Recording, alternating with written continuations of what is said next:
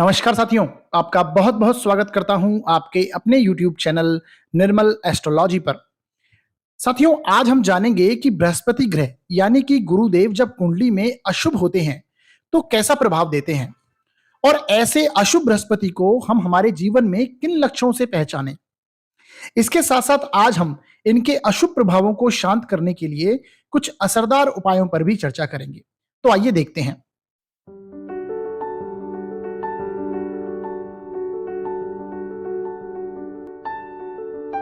साथियों, आज के इस वीडियो में मैं सबसे पहले अशुभ गुरु के कुछ सामान्य लक्षण आपको बताऊंगा। ऐसे लक्षण जो कि सामान्य जीवन में आपको देखने को मिलेंगे। तो यदि आप ज्योतिष को नहीं भी समझते हैं तो भी आप ऐसे लक्षणों को जानकर यह पहचान पाएंगे कि कहीं आपके गुरु कुंडली में अशुभ तो नहीं हो रहे हैं। और यदि आप ज्योतिष को समझते हैं तो भी मैं गुरु की कुछ ऐसी स्थितियां कुंडली में बताऊंगा जो कि अशुभ गुरु को दर्शाती हैं। इसके साथ साथ गुरु को सही करने के आज मैं आपको 7 आसान व असरदार उपाय बताऊंगा जिससे आप अशुभ गुरु के प्रभाव को शांत कर पाएंगे। तो आइए साथियों, शुरू करते हैं आज का वीडियो। साथियों, गुरुदेव हमारे जीवन में बहुत ही महत्वपूर्ण भूमिका निभाते हैं। गुरु हमारे जीवन में शिक्षा के, धन के, सुख के, हमारे मान सम्मान के, हमारे संचालन के, यानी कि हमारे जीवन में किस तरह से हम अपनी परिस्थितियों को मैनेज करते हैं, इसके साथ साथ हमारे सत्कर्मों के, हमारी संतान के, हमारे गुरुजनों के, हमारे बड़े भाई के, इन सभी के कारक गुरुदेव माने जाते हैं। और साथियों, यदि आप डिटेल में गुरु के कारकत्वों को समझना चाहते हैं तो मैं लिंक आई बटन पर दे रहा हूं, आप जाकर यहां से भी इन्हें समझ सकते हैं। अब साथियों, यदि गुरुदेव हमारी कुंडली में अशुभ हो जाएं तो ऐसे कौन से सामान्य लक्षण हैं? सबसे पहला जो लक्षण आपको देखने को मिलेगा वो है ऐसे व्यक्ति जिनके गुरु अशुभ हो रहे हैं। ऐसे व्यक्ति शिक्षा और ज्ञान का उन्हें अभाव होता है। यानी व्यक्ति शिक्षा के अंदर, जब व्यक्ति शिक्षा लेता है तो उसके सामने बहुत सारी परेशानियां खड़ी हो जाती हैं। किसी ना किसी कारणवश व्यक्ति शिक्षा नहीं ले पाता। इसके साथ साथ व्यक्ति को ज्ञान का अभाव होता है, यानी कि व्यक्ति पूर्ण ज्ञान नहीं ले पाता किसी भी चीज का। आधे अधूरे ज्ञान को ही वह सब कुछ मानने लगता है। व्यक्ति शिक्षा और ज्ञान को महत्वहीन समझता है। यह सोचता है कि पढ़ाई लिखाई में कुछ नहीं रखा, या कि कोई भी ज्ञान, किसी की नॉलेज को लेने के लिए वो आतुर नहीं होता, उसका इंटरेस्ट नहीं होता किसी भी ज्ञान को लेने के लिए। ऐसा व्यक्ति चीजों को समझना नहीं चाहता है, सीखना नहीं चाहता है, यानी उसकी लर्निंग कैपेसिटी बहुत ही कमजोर होती है। इसके साथ साथ ऐसा व्यक्ति आप देखेंगे अपने से बड़ों का, गुरुजनों का, शिक्षकों का सम्मान नहीं करना आता उसे। इनका सम्मान नहीं करता है, कई बार तो निरादर करने लगता है। इसके साथ साथ व्यक्ति अपनी तुलना में दूसरों को मूर्ख समझने लगता है। आगे देखें तो ऐसे व्यक्ति की, क्योंकि गुरु क्या है, मेमोरी के कारक हैं, याददाश्त के कारक हैं, तो ऐसे व्यक्ति की स्मरण शक्ति, लॉन्ग टर्म जो मेमोरी है वो कमजोर होने लगती है। लंबे समय की जो स्मरण शक्ति होती है वो कमजोर होती है। बुध से हम शॉर्ट टर्म मेमोरी को देखते हैं, प्रेजेंस ऑफ माइंड को हम बुध से देखते हैं, और गुरु से हम लॉन्ग टर्म मेमोरी को देखते हैं। तो लॉन्ग टर्म जो मेमोरी है ऐसे व्यक्ति की कमजोर होने लगती है। ऐसा व्यक्ति अपने ज्ञान का अहंकार करने लगता है। जितना भी उसे ज्ञान है, अधूरा ज्ञान होगा तो उसी का वो अहंकार करने लगता है कि जैसे उसे सब कुछ चीजों का पता है। ऐसा व्यक्ति बिल्कुल भी विनम्र नहीं होता है। आप देखेंगे ऐसा व्यक्ति अपने थोड़े से ज्ञान को ही हर जगह बांटना शुरू कर देता है, हर जगह उसको ज्ञान को बताने लगता है। इसके साथ साथ ऐसे व्यक्ति का अपनी इंद्रियों पर नियंत्रण नहीं होता है, क्योंकि गुरु हमारे इंद्रियों के कारक हैं। तो जब गुरु कमजोर हो जाएं, कुंडली में अशुभ हो जाएं, तो आप देखेंगे ऐसा व्यक्ति का अपनी इंद्रियों पर बिल्कुल भी कंट्रोल नहीं होता है। ऐसा व्यक्ति बहुत स्वार्थी रहता है, स्वार्थी प्रकृति का हो जाता है। उसके पास सब कुछ होते हुए भी ऐसे व्यक्ति को समाज में सम्मान नहीं मिल पाता है। व्यक्ति की सत्कीर्ति नहीं हो पाती है, जितनी रिस्पेक्ट उसे मिलनी चाहिए उतनी नहीं मिल पाती है, क्योंकि गुरुदेव हमारे जीवन में हमारे मान के, सम्मान के कारक हैं, हमारी प्रतिष्ठा के कारक हैं। तो कहीं ना कहीं इन सारी चीजों में आपको कमी देखने को मिलती है। इसके साथ साथ गुरुदेव हमारे सत्कर्मों के कारक हैं, हमारे जीवन में नैतिकता के कारक हैं, हमारे असूलों के, हमारे मूल्यों के कारक हैं, हमारी दृढ़ता के कारक हैं। तो जब गुरुदेव बिल्कुल कमजोर स्थिति में कुंडली में आ जाते हैं, हमारे जीवन में नेगेटिव रिजल्ट देने लगते हैं, तो ऐसे व्यक्ति को छल कपट, धूर्तता, विश्वासघात, अनैतिकता, अधर्म, अन्याय की भावनाएं ऐसे व्यक्तियों में जन्म लेने लगती है। व्यक्ति भ्रष्टाचार, अवैध कार्यों में व्यक्ति का रुझान होने लगता है। व्यक्ति दिखावा करने लगता है, चारित्रिक पतन की ओर बढ़ता है, धार्मिक कार्यों को बिल्कुल नहीं समझता है, क्योंकि गुरुदेव हमारे धर्म के कारक हैं। अब धर्म से यहां पे रिलीजन से मतलब नहीं है।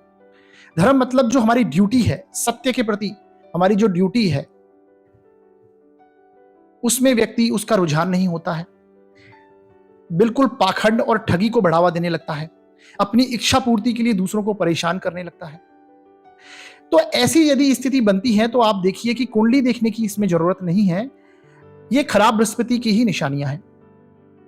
इसके साथ साथ आप देखेंगे अशुभ गुरु व्यक्ति को आर्थिक रूप से अस्थिरता देता है, यानी व्यक्ति के जीवन में आर्थिक समस्याएं बनी रहती हैं, मनी प्रॉब्लम रहती है। मनी को लेकर व्यक्ति कभी स्थिर नहीं हो पाता है, उतार चढ़ाव होते रहते हैं उसके जीवन में। बुरी लतों में व्यक्ति धन व्यर्थ करने लगता है, किसी ना किसी प्रकार का उसे एडिक्शन हो जाता है और उसमें वो सारा धन व्यर्थ करने लगता है। बिना कार्य के धन चाहना, यानी कि व्यक्ति कार्य करना नहीं चाहता, किसी भी कार्य को वो करना नहीं चाहता, परंतु धन की वो मांग रखता है। वो चाहता है कि उसे धन किसी ना किसी प्रकार से बिना कार्य करके धन मिल जाए। इसके साथ आप देखेंगे गुरु हमारे जीवन में संतान के कारक हैं, तो संतान सुख में कमी देता है। कई बार तो यदि गुरु अत्यधिक अशुभ हो जाए, यानी नेगेटिव रिजल्ट कुंडली में दे रहे हों, तो ऐसा व्यक्ति के संतान नहीं होती है, संतान सुख में कमी देगा। बड़े भाई से व्यक्ति के संबंध खराब होंगे, गुरुओं से व्यक्ति गुरुओं का सम्मान नहीं करेगा, गुरुओं की नजर में ऐसा व्यक्ति अच्छा नहीं माना जाएगा, गुरुओं से संबंध खराब होंगे। इसके साथ साथ यदि शारीरिक समस्याओं की बात करें तो अशुभ गुरु व्यक्ति को लीवर प्रॉब्लम देते हैं, गॉल ब्लैडर की प्रॉब्लम देते हैं, पैनक्रियाज से जुड़ी समस्या देते हैं। पैनक्रियाज जिसे हम हिंदी में अग्नाशय कहते हैं और लीवर को हिंदी में यकृत कहते हैं, तो इनसे जुड़ी समस्या होगी। व्यक्ति का पाचन अच्छे से नहीं होता, खाना पचाने में समस्या होने लगती है। इसके साथ साथ शारीरिक एवं मानसिक रूप के जो रोग हैं, शारीरिक और मानसिक रूप से व्यक्ति का विकास नहीं हो पाता। इसमें जितने भी फिजिकली और मेंटली जो डिसऑर्डर आते हैं, ये सारे हम अशुभ गुरु के अंडर में आते हैं। व्यक्ति को मोटापे की समस्या रहती है, मेमोरी प्रॉब्लम, क्योंकि गुरु हमारे जीवन में मैंने बताया था लॉन्ग टर्म मेमोरी के कारक हैं, तो मेमोरी प्रॉब्लम व्यक्ति को होने लगती है, याददाश्त से जुड़ी समस्या होने लगती है। गुरु हमारे जीवन में प्राण वायु के कारक हैं, तो ऑक्सीजन लेवल अनबैलेंस होने लगता है व्यक्ति का यदि शारीरिक समस्या होने लगे। कोलेस्ट्रॉल से संबंधित समस्याएं, डायबिटीज से संबंधित समस्याएं। अब डायबिटीज के लिए हमें यहाँ पे शुक्र को भी देखना इंपॉर्टेंट हो जाएगा, तो यहाँ पर शुक्र भी देखें। तो इस तरह की सारी समस्याएं शारीरिक रूप से अशुभ गुरु देते हैं। अब साथियों, हम कुंडली में गुरु की कुछ ऐसी स्थितियों को जानेंगे जो कि अशुभ गुरु को दर्शाती हैं। सबसे पहली स्थिति जो कुंडली में बनती है वो है कि गुरु यदि छठे, 8वें और 12वें भाव में हो तो यहां पर गुरु अशुभ प्रभाव देने लगते हैं। सबसे पहला जो कि मैंने बताया छठवां भाव, तो ये कुंडली का छठवां भाव है, ये है 8वां भाव और ये है 12वां भाव। यहां पर यदि गुरु बैठे तो ये नेगेटिव परिणाम देते हैं।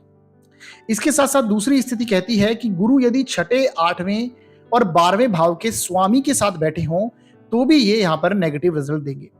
यानी साथियों, यहां पर जो ये 3 स्थान मैंने बताए, 6वें, 8वें और 12वें, यहां पर जो राशि लिखी हुई होगी, जो अंक लिखा हुआ होगा, उसके जो स्वामी ग्रह हैं उसके साथ यदि गुरुदेव कुंडली में कहीं पर भी बैठे तो ये नेगेटिव रिजल्ट देने लगते हैं। इसके साथ साथ आगे देखें, यदि गुरु अस्त अवस्था में हो। अब गुरु अस्त कब होते हैं? जब ये सूर्य के नजदीक आ जाते हैं, नजदीकी डिग्रियों में आ जाते हैं, तो गुरु अस्त हो जाते हैं। सूर्य के प्रभाव के कारण दूसरे प्लेनेट, कोई भी प्लेनेट हो, वो अस्त हो जाता है जब उनके नजदीक आ जाते हैं। तो गुरु यदि अस्त हो तो प्रॉब्लम होगी। मृत अवस्था के हों, मृत यानी कि लास्ट डिग्रीज के हों, 27, 28 या 29 डिग्री के हों, 30 डिग्री के हों, तो ये यहां पर प्रॉब्लम क्रिएट करते हैं।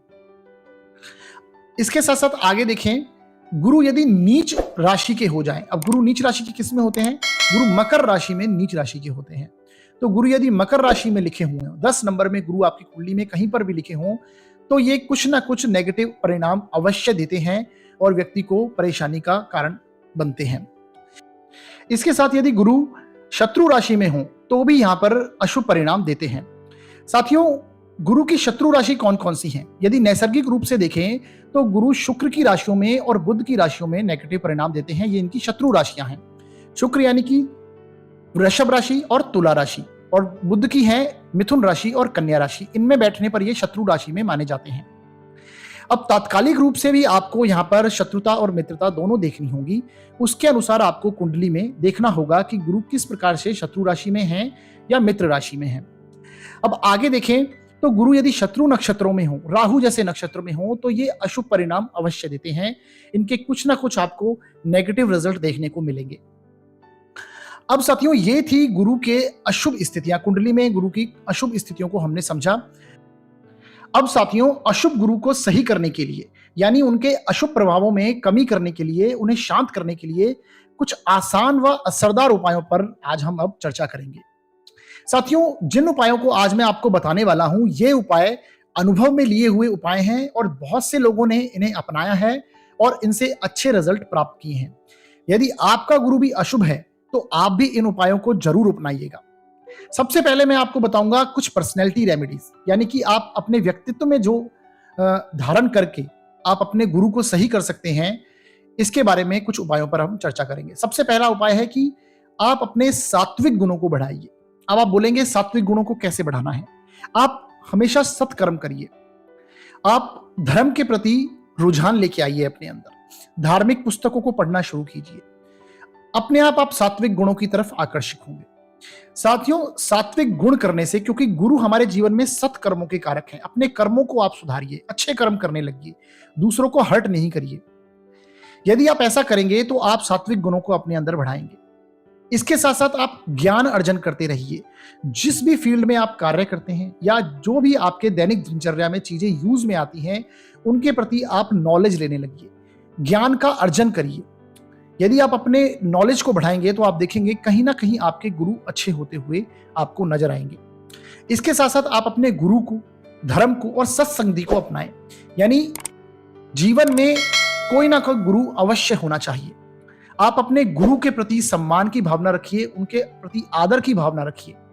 और यदि आपके जीवन में ऑलरेडी कोई ना कोई गुरु हैं तो आप उनको कोई ना कोई गिफ्ट दीजिए, उनसे आप मिलने जाइए, उनका आदर करिए, उनका सम्मान से आप देखेंगे आप अपने गुरु को सही करेंगे। सत्संगति को आप जरूर अपनाइए। अपने आसपास जितने भी नेगेटिव लोग हैं उनसे आप दूर हो जाइए, बिल्कुल कांटेक्ट खत्म कर दीजिए और आप अच्छे लोगों के प्रति आकर्षित होइए। आप देखेंगे कि आप अपने गुरु को सही कर रहे हैं। इसके साथ साथ अपने धन को आप जरूर संचय कीजिए, यानी धन का संचय आपको अवश्य करना है।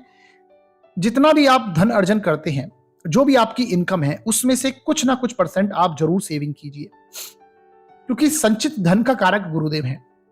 इसके साथ साथ सही मार्ग से धन प्राप्ति करें, यानी कि बिल्कुल न्यायपूर्वक आप अपने से ईमानदारी करके सही धन की प्राप्ति करें। याद रखिए, जीवन में नेगेटिव रूप से, नेगेटिव रस्तों से कमाया हुआ धन कभी जीवन में काम नहीं आता, व्यर्थ जाता है या फिर व्यर्थ के कामों में खर्च होता है। तो आप सदमार्ग से धन की प्राप्ति करें। इसके साथ साथ आपको बुरी लतों से दूर रहना है। जितनी भी नेगेटिव एडिक्शन है आपके जीवन में, उससे आप दूर होइए। आप देखेंगे कि आप अपने गुरु को अच्छा कर रहे हैं। ये है कुछ पर्सनैलिटी रेमेडीज जो मैंने आपको बताई हैं। अब हम बात करेंगे ज्योतिषी उपायों के बारे में। एस्ट्रोलॉजिकली आप किस तरह से गुरु को सही कर सकते हैं। सबसे पहला उपाय है कि जब भी आप रोज स्नान करें तो स्नान करने वाले पानी में आपको थोड़ी सी हल्दी डालनी है। 2-4 ग्राम हल्दी डालिए और फिर उस पानी से स्नान कीजिए। ऐसा करने से आप अपने अंदर गुरु के प्रभाव को इंप्रूव करेंगे और गुरु को बलवान बनाएंगे। इसके साथ साथ आपको नहाने के बाद पूजा पाठ करके हल्दी और केसर का टीका अवश्य लगाना है। यह करने से भी आप अपने गुरु को बलवान करेंगे। अगला उपाय है कि गुरुवार को आपको पीली वस्तुओं का दान करना है। पीली वस्तुएं, यानी कि आपको पता ही होगा कि पीली वस्तुओं के कारक गुरुदेव माने जाते हैं, तो आपको पीली वस्तुओं का दान करना है। चाहे वो कपड़े हों, खाने पीने की चीजें हों, दाल हो, पीली दाल हो, इनका आप दान कीजिए। इसके साथ साथ आपको अपने गुरुदेव की, यानी कि आप जिसको भी अपना गुरु माना है, उनकी आप आराधना कीजिए, उनकी स्तुति कीजिए। उसके साथ साथ विष्णु जी की आपको आराधना अवश्य करनी है। इसके साथ साथ अगला उपाय है कि गुरुवार के दिन आपको किसी भी अनाथ आश्रम में या फिर जरूरतमंद व्यक्ति को आपको शिक्षा की सामग्री दान करनी है। साथियों, शिक्षा की सामग्री में जैसे पुस्तकें हुई, कॉपी हुई, पेन हुए, पेंसिल हुए, ये सारी चीजें आपको दान में देनी है। यानी आप किसी की शिक्षा में हेल्प कीजिए, किसी व्यक्ति को शिक्षित करने का प्रयास कीजिए, उसको सपोर्ट कीजिए, तो आप देखेंगे कि आपका गुरु निश्चित रूप से स्ट्रांग होगा। आपके बृहस्पति देव आप पर पूरी कृपा करेंगे। इसके साथ साथ अगला उपाय है कि आपको गुरु के मंत्र का जाप प्रतिदिन करना है। गुरु के मंत्र का जाप आप स्क्रीन पर अभी देख पा रहे होंगे। ओम ब्रह्म बृहस्पतये नमः, ओम ब्रह्म बृहस्पतये नमः का जाप आप प्रतिदिन करें। इसके साथ साथ आपको पीपल के वृक्ष और केले के वृक्ष की पूजा कर सकते हैं। पीपल के वृक्ष की पूजा करने से गुरुदेव प्रसन्न होते हैं, तो आप पीपल के वृक्ष की और केले के वृक्ष की पूजा कर सकते हैं। इसके साथ साथ अगला उपाय है कि आपको गुरु का रत्न पुखराज धारण करना चाहिए।